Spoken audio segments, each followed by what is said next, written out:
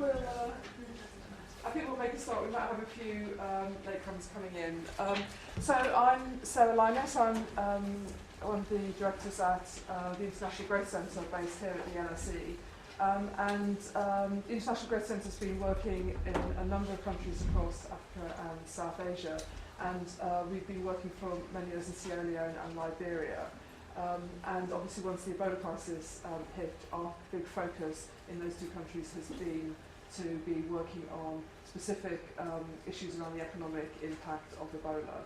So we're delighted to have Rachel Glennerster, who's en route through London in a very short time period. I think you've been on a flight overnight and about to go on another one. So delighted to have Rachel here, who's Executive Director at JPAL, but also lead academic for the IGC in Sierra Leone, and we'll be talking about economic impact and health.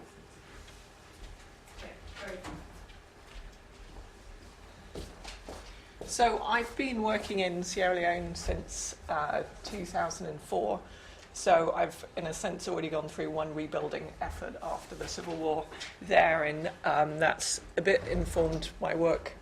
I'd done work on health and education and agriculture, and I had a number of research studies underway when the crisis hit, and we had to suspend sending people into the field because we were worried about enumerators getting sick.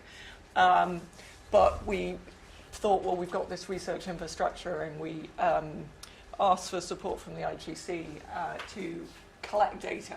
Because I think one of the things that's been really apparent in this whole crisis is that there's been very little good reliable data on what's actually happening. And that's partly because transport got disrupted. It's partly because there wasn't great data anyway, and it's partly because everyone was getting distracted, and people like our teams were not going out and collecting data. So, but I think it's really important if you're going to plan what you're going to do that you have good information about what's happening. So we have been doing.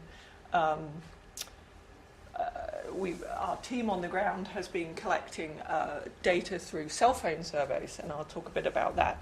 And I've also worked for a number of years on looking at the health system there, and so I'm going to use some of that and talk about some of that in terms of what I think should be done. And along the way, I'll point out where I feel like people's interpretation of what is going on I disagree with and is at odds with some of the data. So this is just a quick sort of, for those of you who don't know Sierra Leone, the capital is over on the west, and this is where the Ebola crisis came in from Guinea, on the far east. And so at the end of June, it's very much restricted to these eastern provinces, and then over time, you see that it spreads.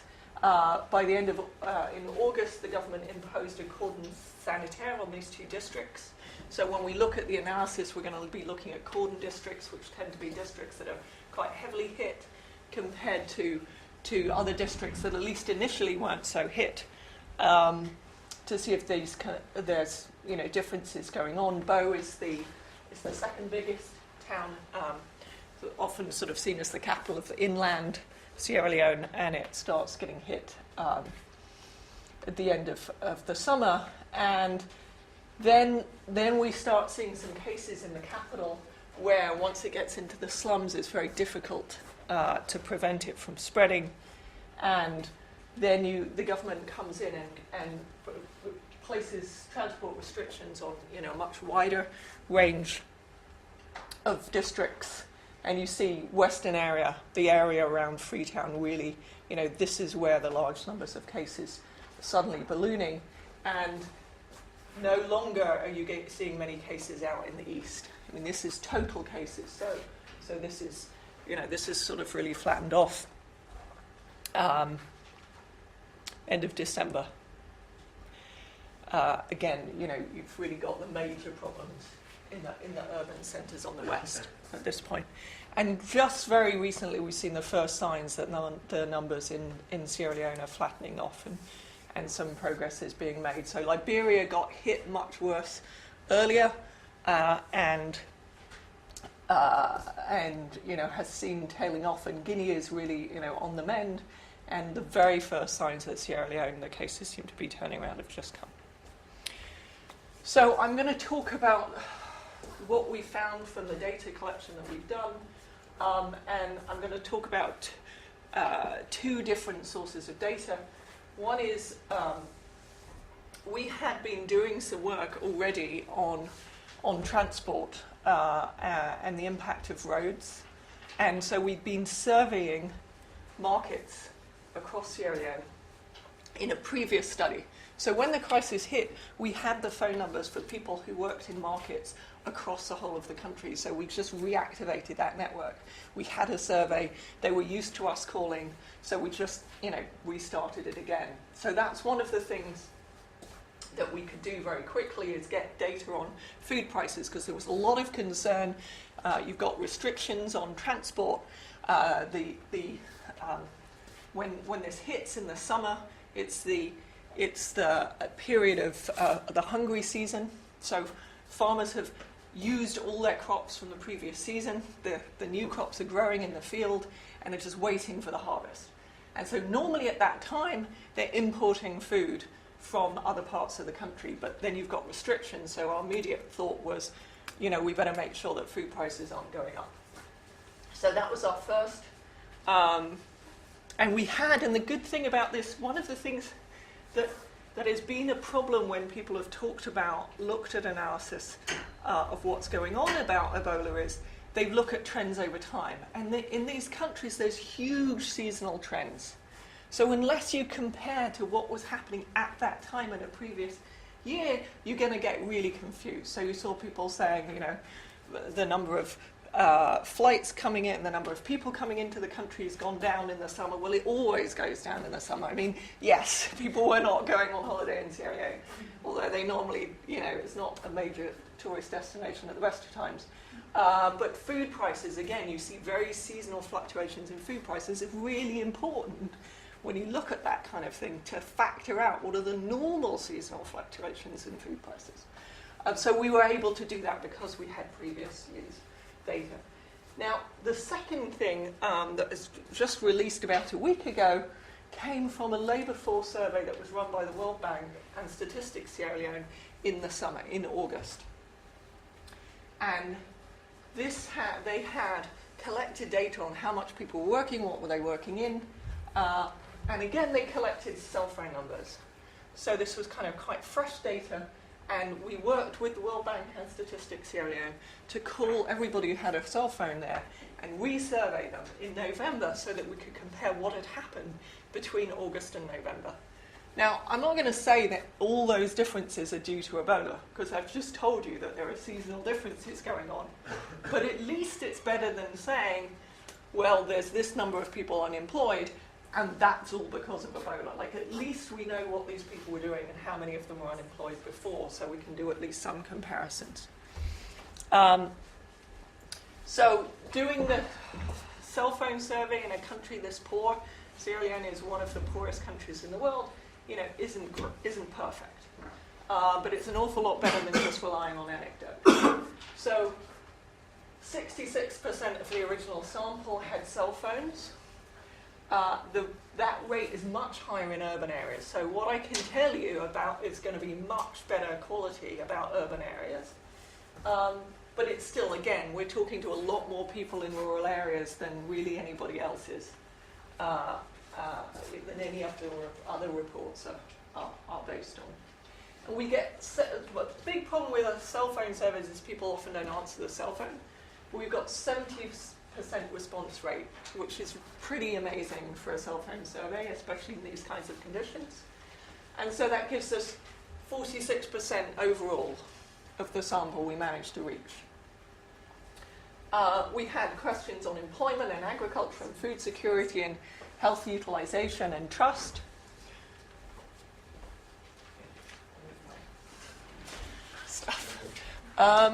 And again, as I say, we can compare this to a base.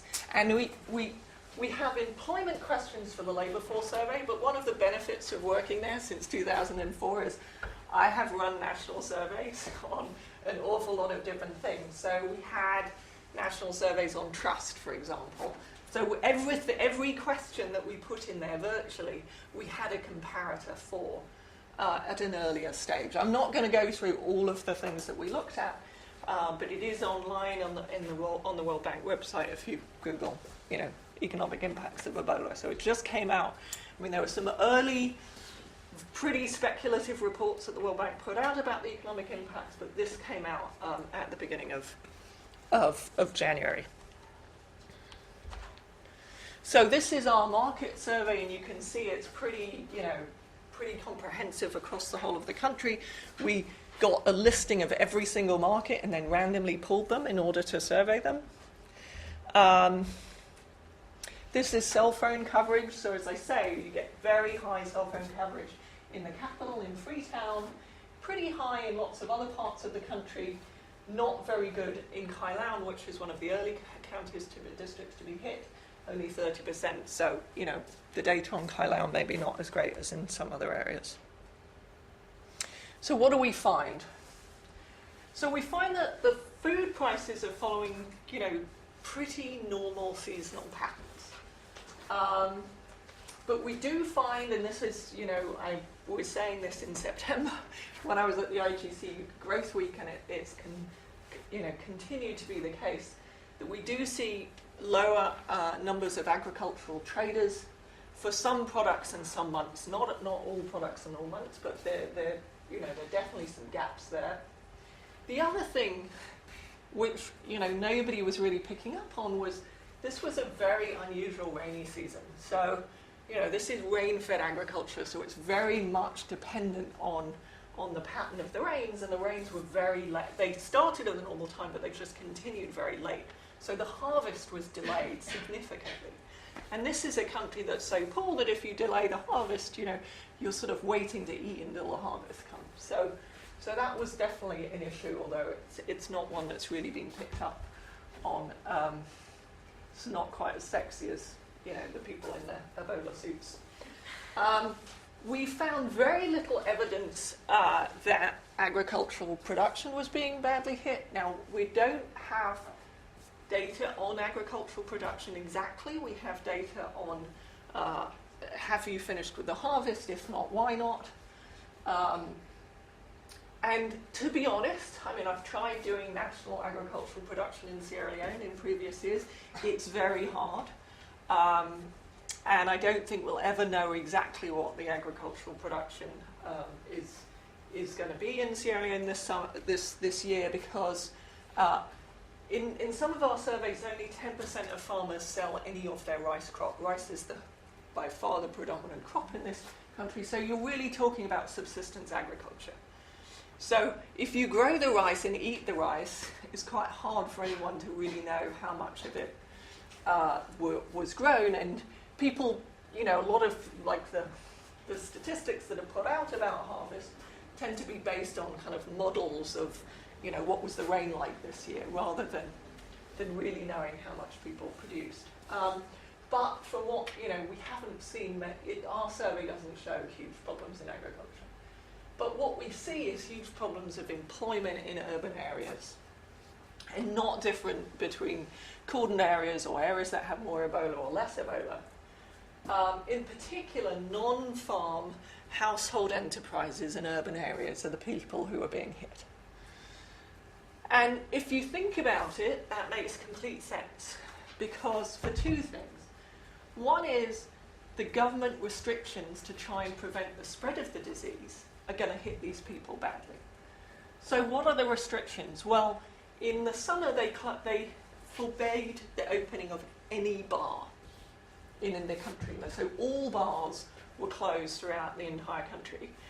And a lot of transport was restricted. Markets were closed, or they restricted the number of hours that markets can be open, which I have to say, I just can't understand why you would do that. Like you would, normally the market would run from 9 in the morning to 5 at night, and we'll just concentrate it into a few hours so that everyone has to go to the market at the same time and, infect each other. It just, I don't know, there were some decisions that I just don't understand why they were made. But other markets were closed, but in our market server we find that the traders say, well, I just sell it out of my house. See, I can't sell. You know, people still need to buy the food, so they just find somewhere else to sell it. But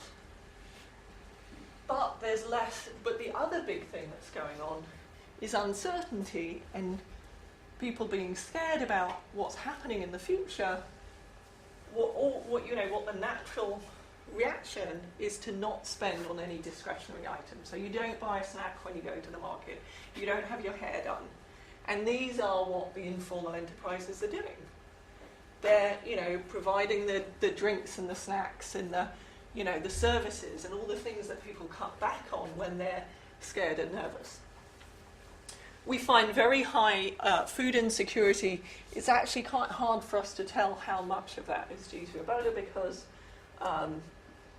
food insecurity is just very high in this country. I've done it in the summer months, but it's very seasonal. In the summer months, we find 99% of people have food insecurity in the summer months. So you would normally expect it to be better at this time of the year. It's very hard for me to know how much of that is due to Ebola. So here's the food prices. As you see, let's just look at domestic rice. It goes up, and then you have the harvest, and it comes down, and these are 2011, 2012, and 2014, and it's just following exactly the normal patterns elsewhere. The only one that looks a bit different is imported rice. So this is cordon districts, and this is other districts. So these are badly hit Ebola districts, and these are other districts. And occasionally we put in Freetown, which we hadn't collected data on in previous, so we don't really know the patterns there. But the only one that looks different from previous years is the 2014 imported rice in cordon areas, which is actually lower and falling faster than in other places. So that does make you worry a bit about whether we're bringing too much food aid into those cordon districts, and it's down the price. I mean, it's not a huge difference, but it is something that we should just be aware of.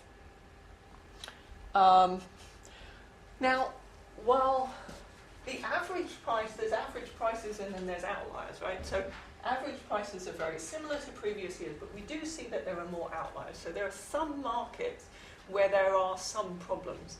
And when the press, say that there's huge problems, they may be picking up, you can find a market where there's a problem. And what we've been doing is feeding this to WFP and telling them, there's a problem here. So some of these may be on the border of Liberia, where people are used to buying rice from across the border, and they can't because of the blockades. So again, it's not necessarily, it's not really worse in cordon areas, but it is, nevertheless, potentially some of these disruptions. Now, this is the number of traders, which is kind of a bit all over the place. But in some places, we see kind of very big gaps. So green is this year. We were seeing much bigger gaps in previous years compared to 2012.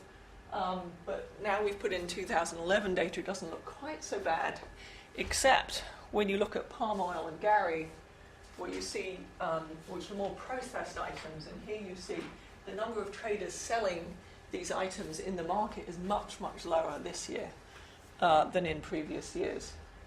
So, this is exactly the informal traders that we think are the ones who are being hit. And then the other big story I said was decline in employment in urban areas. So overall, employment isn't statistically different than it was in the summer. And what we define employment here by just, did you work in the previous, so we're asking household heads, and we're asking, did you work in the previous week? But we see a big decline. Freetown has the largest decline, 9 percentage points of employment.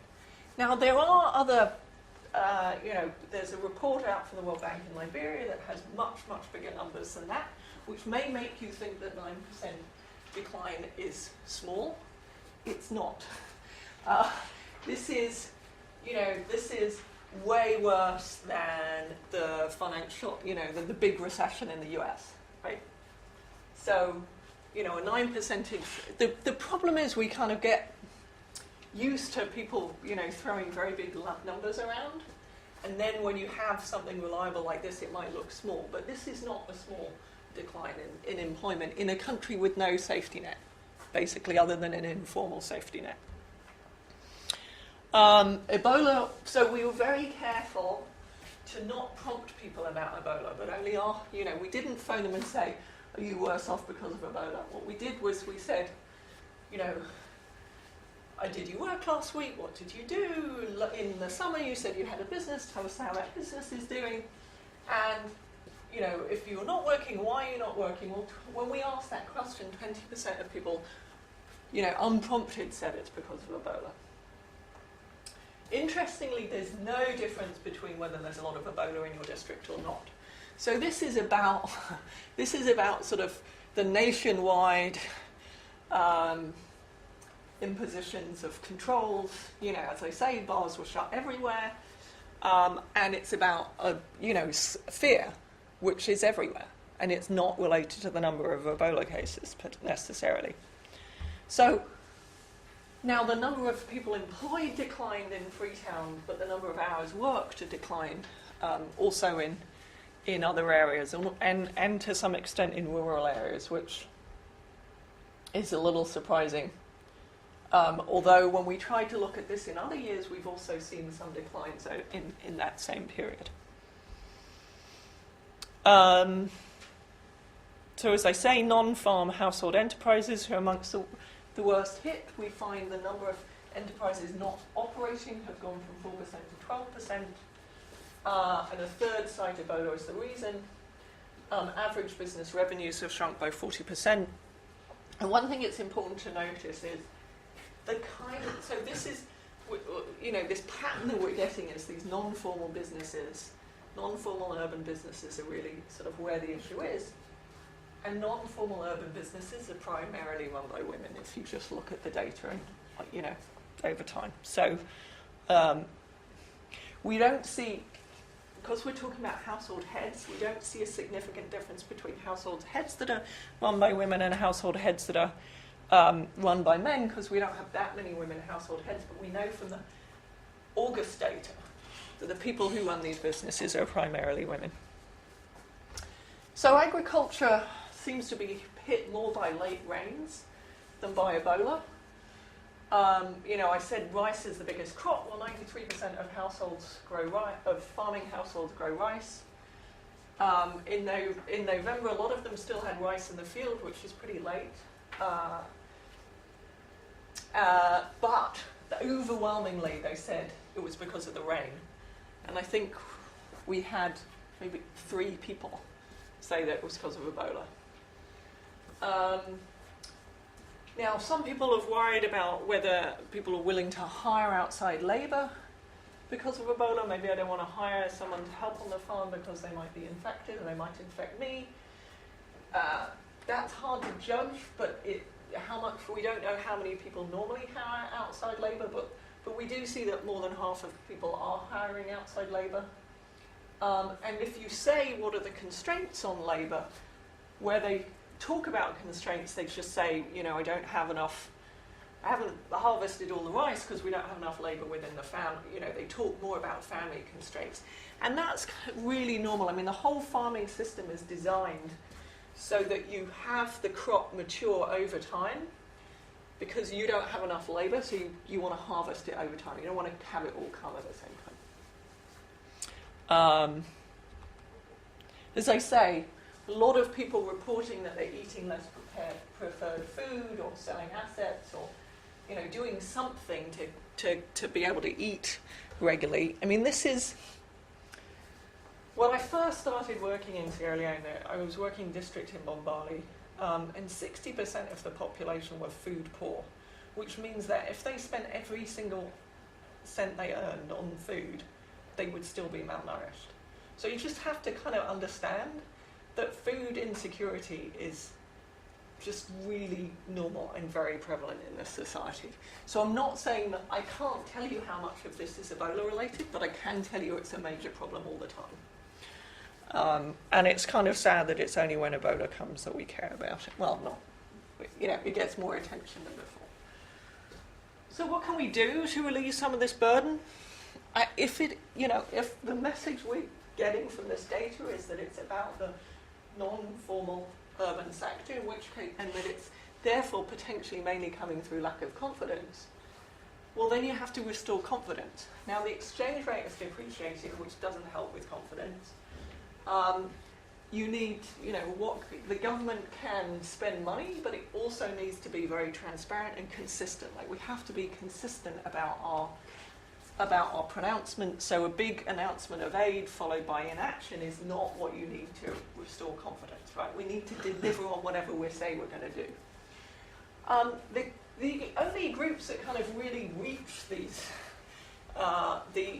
this informal sector, or one group that does, is the microcredit organisations that have been taking off for the last few years. So I was just in Bangladesh and talking to BRAC, which has a big microcredit network throughout the country in Sierra Leone, and they have not been collecting, repayments on their loans since the summer, and they're out of money, and they're thinking, well, what are we going to do when Ebola is over?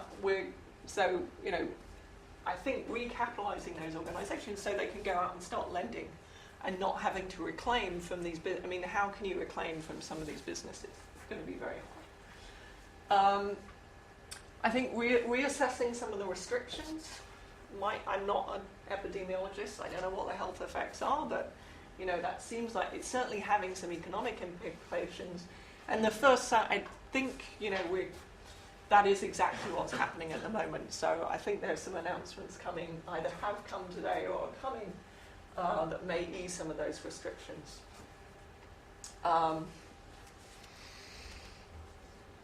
So I think the other thing that we do when we have underemployment, is a sort of classic Keynesian strategy of, you start spending money, and I think the government can do that effectively, but they need to be very careful to spend it on effective programs. So I can talk about some of those. But I want to leave some time for the rebuilding healthcare, because I feel like there's been some really. I just read the articles about what we should be doing about healthcare and want to weep. There was an article in the Lancet which said that the Ebola crisis was caused or exacerbated by IMF restrictions on lending, which just seemed to completely misunderstand, A, Sierra Leone, and B, the IMF. But and I'll explain why I don't think this is, that's what caused the problem in Sierra Leone in a minute. But, just to understand the IMF argument, the IMF comes in and explains to a country what its financial constraints are. It describes the budget constraints. And then, I used to work at the IMF, so maybe you think I'm biased here, but I worked with African countries, and, the argument sort of went on. We went in and we assessed how much money they had from the donors, how much taxes they were raising, and so this is your budget constraint. And the government said we couldn't possibly live within that. Well, that's your budget constraint. And the thing is, in the US and the UK, we have the luxury of being able to borrow, but these countries don't. They can borrow concessionally from donors, but they can't really borrow on the international markets, and they can't really borrow from banks locally. I can go into the economics of that, but they've just got a very small monetary base, so they just don't have the room for manoeuvre, the flexibility that more mature economies have. And so, it's really, I find this kind of argument so patronising to developing countries, because the governments themselves decide whether they spend it on roads or healthcare or education. And there was indeed an election recently, and part of the argument in that election was between, the APC who won said we want to spend our money on infrastructure and roads, and that's what we're known for, and the SLPP said we're the party for education and health, and the SLPP lost. And, I might have voted more for health and education and less for roads, but we have to recognise that there are choices, very, very difficult choices being made in these countries, and we tend to see things through our lens that it's all about us. Well, it's not all about us. Like, these countries have choices that they make. I saw recently the Public Accounts Committee, chiding DFID for underinvesting in the health infrastructure in Sierra Leone. And, I am all for giving more aid to improve health in Sierra Leone. I'm, passionate. I spend my time thinking about how it should be used more effectively. But I constantly hear this phrase that, the inoculation against Ebola is building up the health systems in these countries. And unfortunately, I just don't think that's true. Because if you look at what it makes sense for them to spend on, it's not things that would have solved the problem. So let me try and explain that. So DFID did put a huge investment into health spending in Sierra Leone in recent years to back, again, a presidential decision to focus on free care for maternal health and children under 5. And I think that was an extremely sensible use of money because that is what is cost effective to do in healthcare.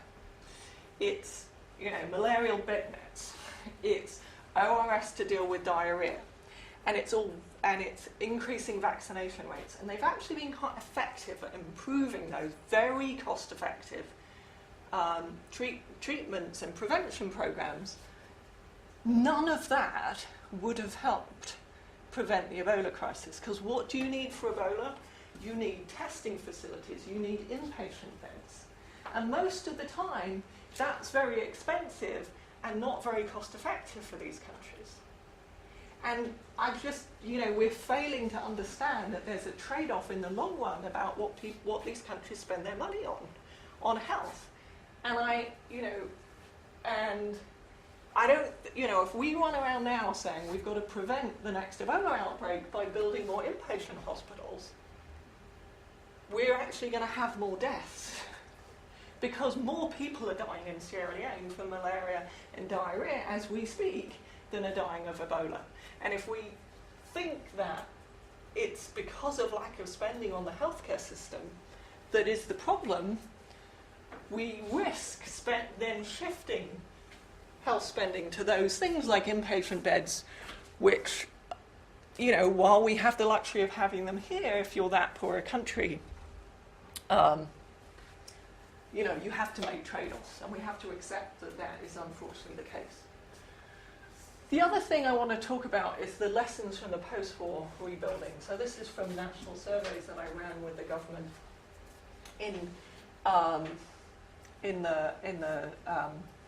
after the Civil War. And you've got to understand this is a country of very low population density. So there was a massive rebuilding effort, which meant that more people were close to clinics, which was great.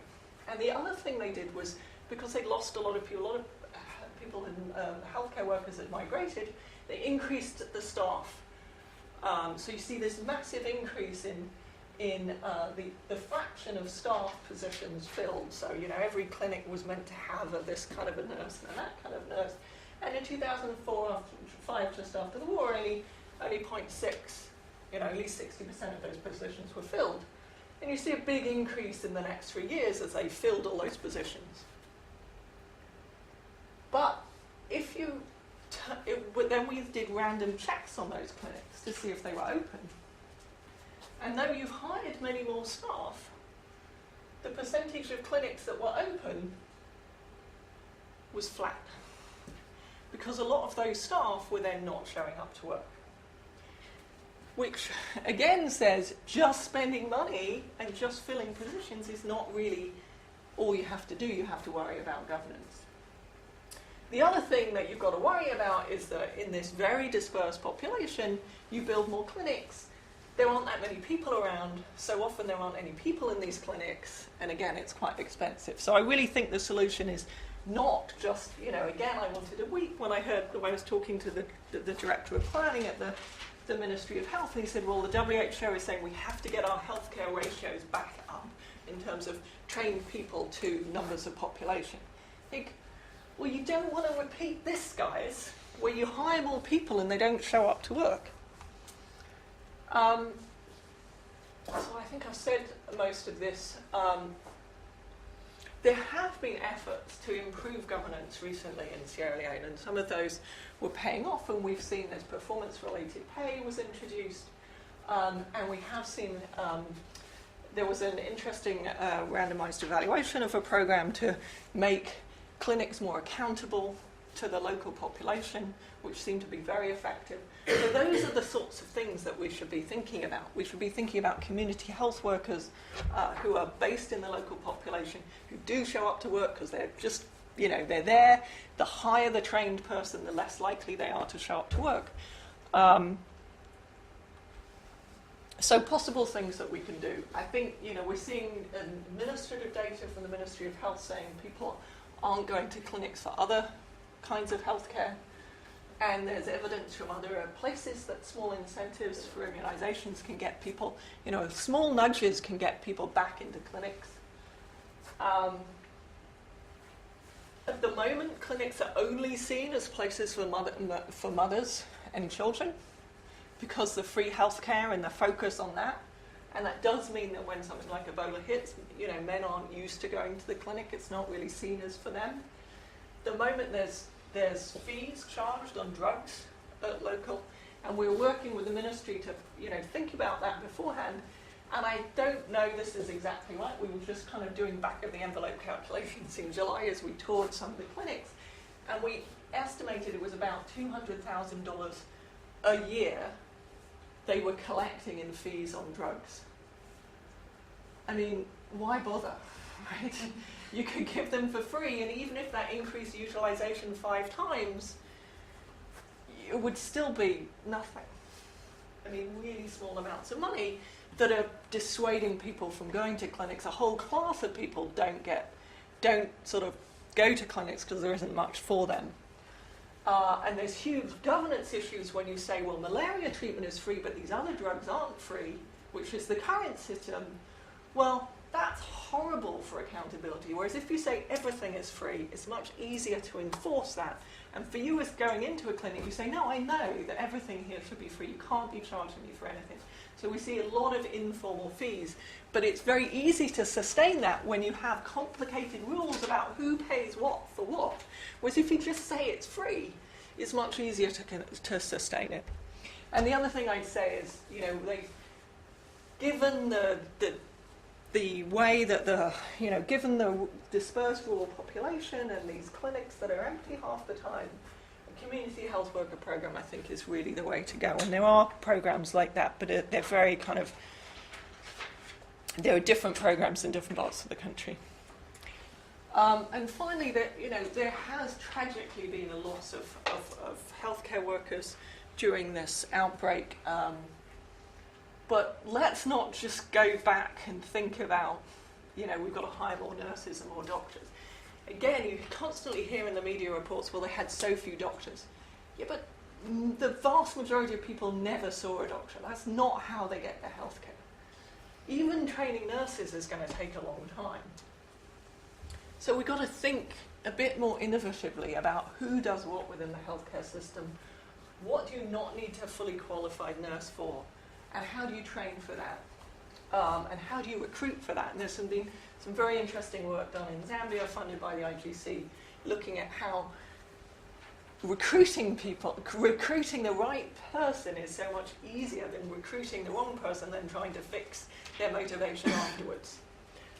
So I think those are kind of the ideas that we should be thinking about. So I have no idea how I did on time there because there isn't a clock, but I'm happy to answer questions. Okay. Is it question time? Yes. Can I ask, do you think there's a problem, I know clearly there's been a big problem with the issue of trust around health workers now, and actually it's health workers being seen as agents of bringing Ebola rather than people trying to treat it. Do you think there's similar problems in Sierra Leone where people will be more mistrustful of the health infrastructure than before? Yeah, I mean, so first of all, I should say I know nothing about Liberian Guinea. I mean, I've spent many, many years working on Sierra Leone, but in terms of Sierra Leone, we tried to ask questions about trust, and we were expecting quite low levels. We were expecting that trust would have been really hit. Bizarrely, we found that trust in government was actually higher than last time we asked it. But trust in outsiders was much lower, and it was worse in cordon districts.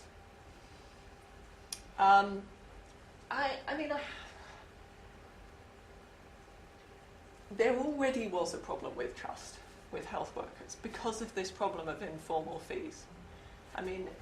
We've been tracking these informal fees for years, and people were paying for immunisations, they were paying for all sorts of things that they shouldn't have been paying for. So there already was an issue there, and there already was an issue of the lack of trust between what community health workers they were and the formal clinics.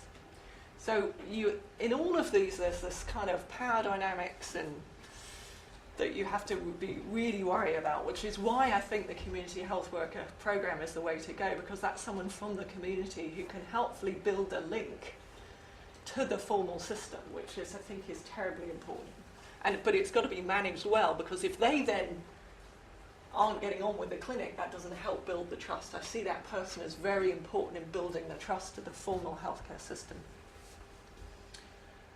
The other thing I would say, though, is there was a lot of comments about people seeing, the health workers as bringing the disease, as being, and it was often portrayed in this horrible way of these, these stupid, ignorant Africans who don't understand about disease, and they have all these. I'm not saying you're saying this, but I'm saying, that it was. Why would they? Why don't they trust these people? It's such a. So crazy of them. And then as soon as you get one case in the US, people go insane. They were saying all sorts of things that were not backed by any, that were just completely counter to any medical. So can we just recognise that people aren't always rational, and it's not like an African village thing? People get very scared and they do illogical things. And it's, and you can be a governor of a large state in the US, and I wouldn't say they were acting any more rationally than, the average Sierra Leonean villager at this point. So yes, I think it's important, but I also think to some extent, people doing weird things in crisis is kind of normal. Yeah, it's people act, and again, it's not like everyone acted that way. It was, it was some people, and some people do irrational things in crisis, and I think we should just assume that that's going to happen when we have a crisis. It should just be built into our normal thing, and as I said, I think you think how people reacted when AIDS took off. You had all sorts of bizarre conspiracy theories about what it was. So,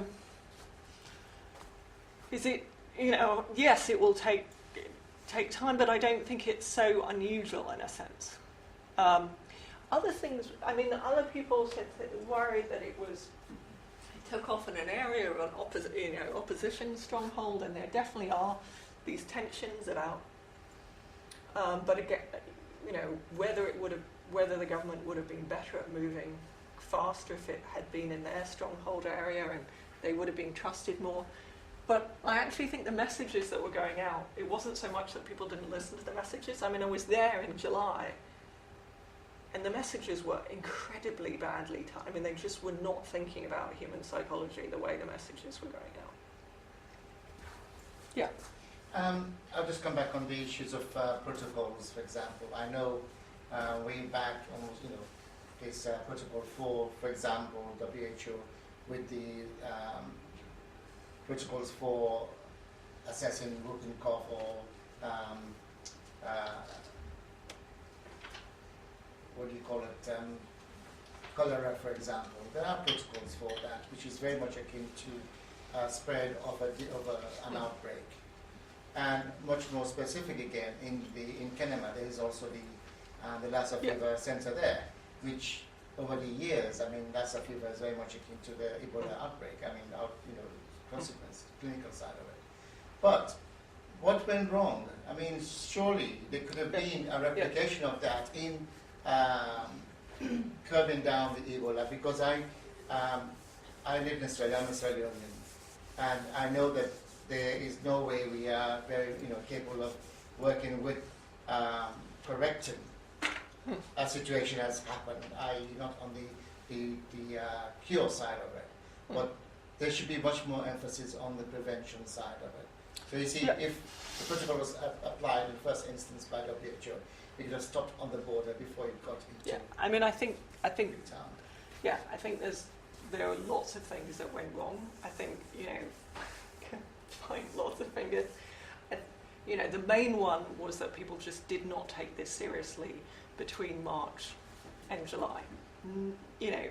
Absent, MSF, nobody was taking this seriously between, in those critical months.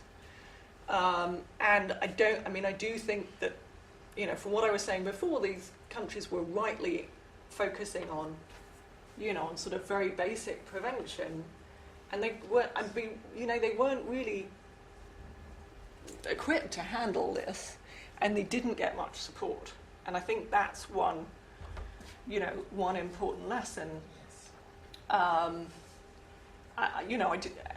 the other thing, your point about prevention, I mean, that's what I was saying about the messages. The messages were all, there was this poster you saw everywhere. I was there and people were, shouting through the megaphones, and they were saying, these are the symptoms, and if you get the symptoms, you should go to hospital. That was the message. And the symptoms were, fever and diarrhea and all the things that everyone has all the time, right?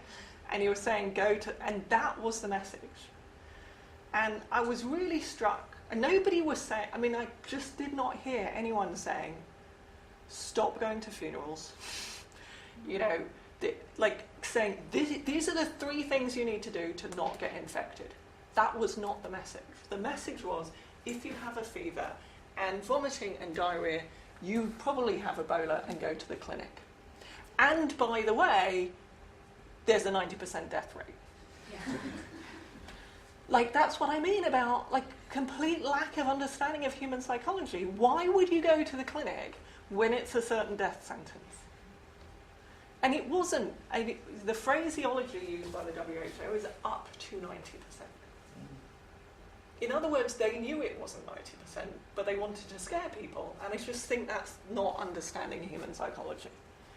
Because, so the message was, go to the clinic, but you're going to die anyway. And that's just, as opposed to, here are the 3 things you can do to protect yourself.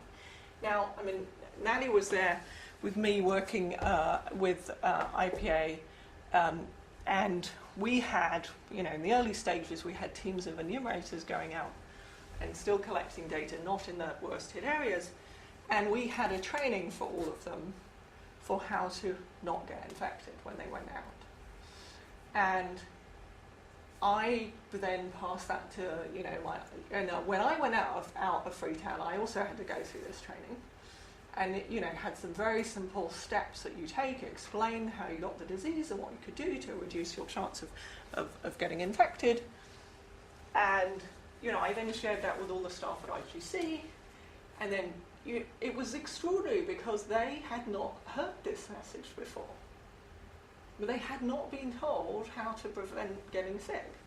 And then, somebody I was working with at the Sierra Leone Agricultural Research Institute heard about this. Could he train his staff on that? And this presentation that had been put together by a bunch of economists was spreading like wildfire.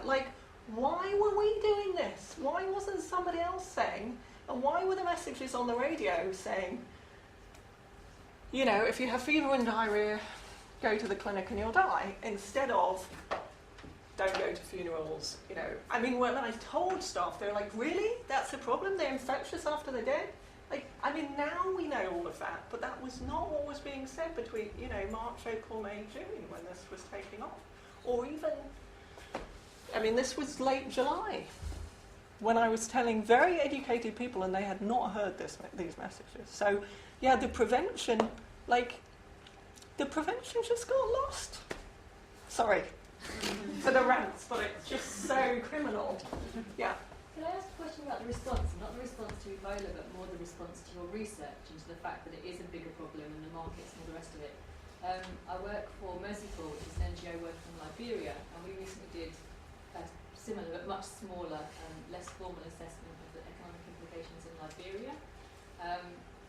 And it's been difficult to kind of get a joined up response about this. Kind of take a systems approach, you know. And one of the successes that I think we've had is working with people, like not just us, like putting all the voices together and saying transportation is an issue and getting some of the trade restrictions lifted, but recognising that, like you say, some people do still want to distribute lots of food aid without looking at the broader systemic implications that might have. Or, yeah, concentrating on, like you say, big trading when community health workers are bigger. So how do you kind of bring all those bits together? Yeah, well, when I know the answer, we'll have the answer to the armour, won't we? I mean, the problem is everybody has their own interests in this system, and trying to bring people together and see the bigger picture is just really hard, and it's really hard at the best of times, and in a crisis it's really, that much worse. I mean, we were talking to various groups within the government, and it's really hard to get this message across, partly because they're running around. I mean, I know, I worked in government, I know what it's like in a crisis. You have no time to kind of think.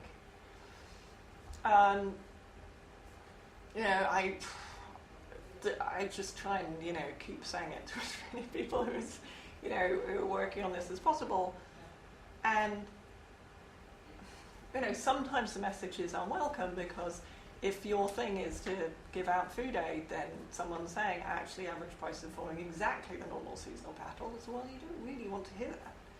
I mean, I don't want to pick on anyone on that, because we have been part of a food aid network, a food security network, where we're on a call every week, and we have all sorts of NGOs and governments on that call once a week, and we all share what the latest information we have on, what's happening on the food. So this is organised by FuseNet, who do a lot of work with the USAID and, Save the Children, FAO, and lots of other different people have been on that call. So, I mean, that's somewhere, and again, we've been saying, look, average fine, but here's the markets are a problem. But it's hard. Also carries more weight, though. Sorry? The academic voice probably carries more weight as well, right? It has got different incentives. It's not necessarily just saying it's to try and get money or to... I mean, there are certain people who've said to us, oh, thank goodness, we've been trying to sort out what we should do and where we should spend money, and we're getting all sorts of things, and we're sure that half of them are completely crazy.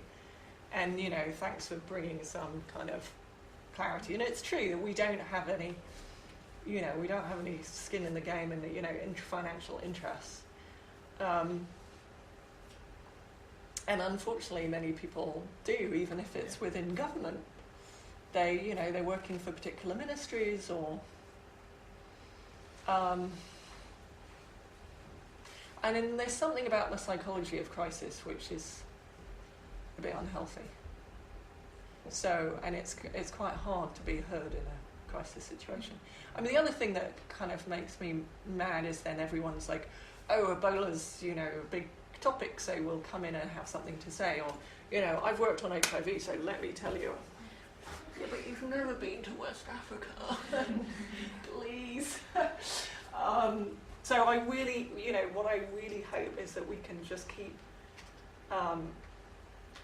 drawing people back, especially in the rebuilding phase, to, let's look at the evidence about what is there. I mean, I was in a video conference with some people recently who were saying, well, we have to, rebuild the healthcare system from scratch. I'm like, no, you don't. No, you really don't want to do that. So, again, that's sort of just this crisis, like you're in a crisis mode and you say, well, let's start it all from scratch. So let's try and calm down, look at the data, and base what we want to do. What makes sense from there. just following off from what you said, I mean, for Roma, I think yesterday did a State of the Nation address where he has now lifted up the economic restrictions for changing between districts. But I mean, I'd like to know what you think of whether that's actually going to do anything and why. But also, I mean, that comes back to this point of mixed messaging, because they imposed those restrictions when there were less cases per week than there are now. Yeah. So what is that in fact saying? I mean, that doesn't make any sense. You're saying, well, we put these in place, but now, even though the situation is worse and we put them in place, we're going to lift them. Yeah. I can't get my head around that logic. Yeah, I think, I mean, that's what I'm saying about it's really, I mean, in some ways it may help, not necessarily so much because of the transport being a problem, because we really didn't kind of see that in a sense. The findings are saying not a huge amount, really. Yeah, I think it's more the fear. That's what's having the big economic cost, is the fear. And so if those announcements lead to people thinking it's getting better, then that can help. But it's got to be seen as credible and not reversed and not mixed messages of, you know, I really think just kind of very, you know, real leadership in saying, this is where we're going, this is the plan, you know, this is where we're getting there, and it's not over yet, but we're making progress, and these are the things, and then following up when you do them. Like, you know, I was talking about government front priming. Well, they can, you know, put money into the system by ordering things, but if you know, order things or offer bonuses and then you don't pay them, well, you know, that really undermines that confidence. Whereas if people are paid regularly and, you know, all the commitments are delivered on, we know that's, like, when does that happen? It's, you know, but, you know, at least better, you know, that, I think that's really important, is kind of making people feel like if somebody makes a commitment, it's followed through on it. But, I mean, the restrictions, I never quite understood them, but some districts imposed themselves because they wanted to stay free, and they said nobody's coming in because we don't want Ebola coming in. Konadugu did that. So it wasn't so much the government putting on that restriction, it's Konadugu saying nobody's allowed in. But I mean, there were certainly some groups saying that was counterproductive.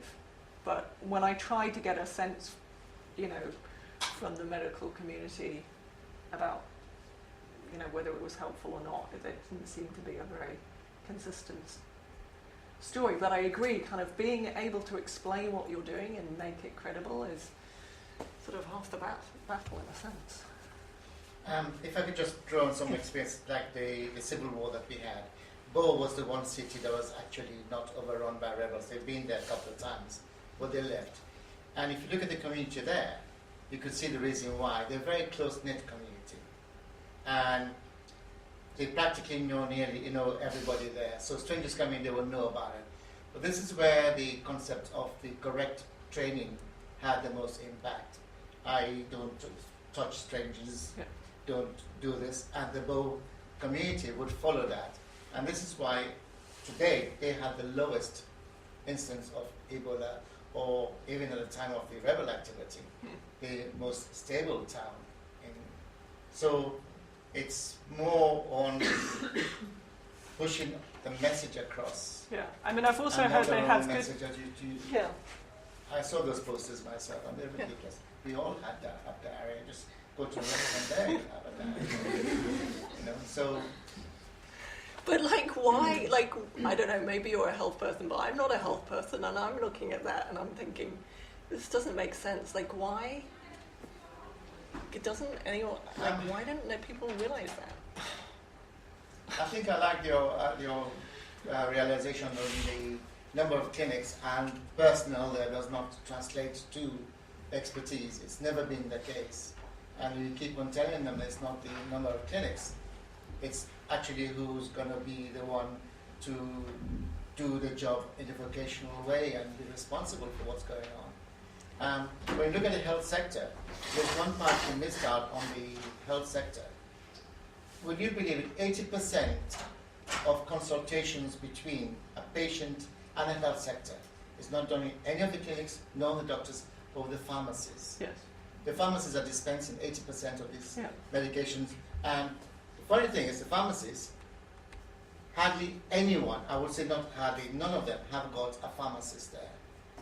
Yeah. So you can imagine the Yeah. secondary, tertiary Yeah. expertise. There you So Yeah. World Bank estimates 20, and I looked up this, and there's many different estimates, so I just pulled this Yeah. one. But World Bank estimates $20 per Mm. capita of public spending, per head on health.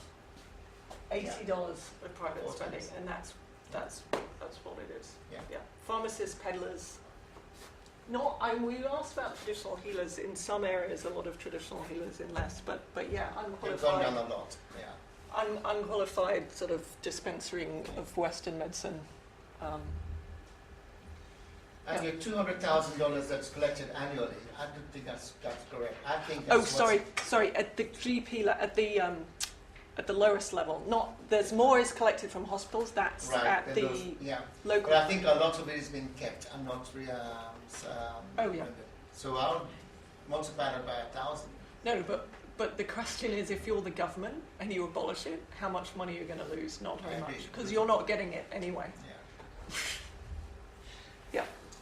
This builds on earlier questions around credible information and sort of competing mandates, but I work for an organization that was inundated with NGOs and humanitarian organizations asking for sort of short codes and access to the mobile networks to send out all of these messages on prevention and behavior change and XYZ, and they all had slightly different sort of reasons for doing so and angles that they were trying to push. So I'm wondering whether you observed any sort of unintended consequences of that, whether it was something that came up in terms of the confusion or the kind of chaos at the community level. So what we did ask about was, did the messages get out there? Every single person that we talked to, now we only talked to people with mobile phones, but every single person had heard about Ebola and had got the messages, and virtually everyone had been visited during the lockdown. So the messages that got out there, I'm just questioning whether they were done in a psychologically clever way. I don't know the answer to that. I just, from behavioural economics, I wouldn't have done it that way myself. But in terms of, that wasn't so much the SMS. I don't really know what went out on the SMS messages. Maybe you guys do. I think it was more, Ebola's real. I don't know. Did they say prevention message? Did people send out SMSs on prevention? Or? I think it depends who's Yes. doing it. So, Yeah, some groups did, but Yeah. My sense is that emphasis on prevention kind of came later. So it's not didn't come, it just came a bit, later. In our surveys, all we do is ask whether they've kind of got the message. And then by November, absolutely every single person that we interviewed had got the message. So, but I don't know, partly because of that, I can't say whether it's effective or not, because I sort of need a control group.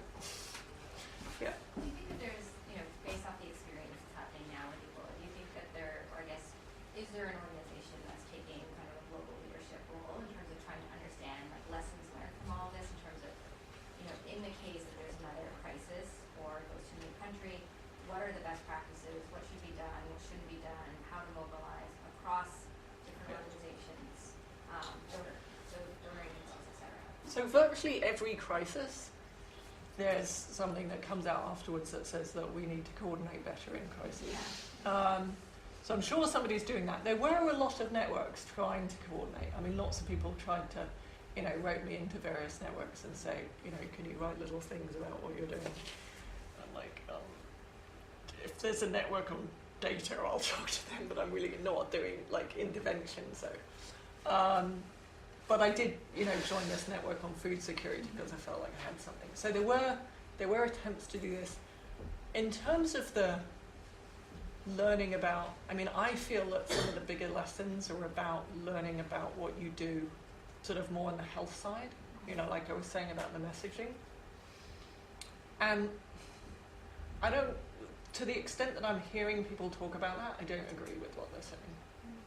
because they are this, well, we should have built up the health system and that inoculates you from, you know, the Ebola system. And, you know, there was, well, look, Nigeria had, you know, a more effective health system and they were able to shut it down. Well, Nigeria is a middle-income country, and also they have much lower rates of vaccination for measles. They just have a really unequal health system. So they sort of had the really highly trained people who could come in and solve it, but that doesn't do their regular health very much good. I wouldn't go, then you know, so I'd hate us to go say, oh, well, Nigeria is what we should be aiming for. I think it's terrible system in general. It's very unequal. But so I'm worried that the assessment of the health is like it's very health, like it's the epidemiologist thinking about it in a very, you know, they're not thinking about the psychology or these other things. I'm a little worried about whether we are going to learn the right lessons. You know, we'll probably keep saying what we think is wrong in it. I mean, there's been this move, partly because the Minister of Health was not a doctor, and then, you know, was seen as not doing a good thing, and now there's a doctor. And I mean, there has been this kind of move to medicalise things, which I'm not sure is really the right lesson.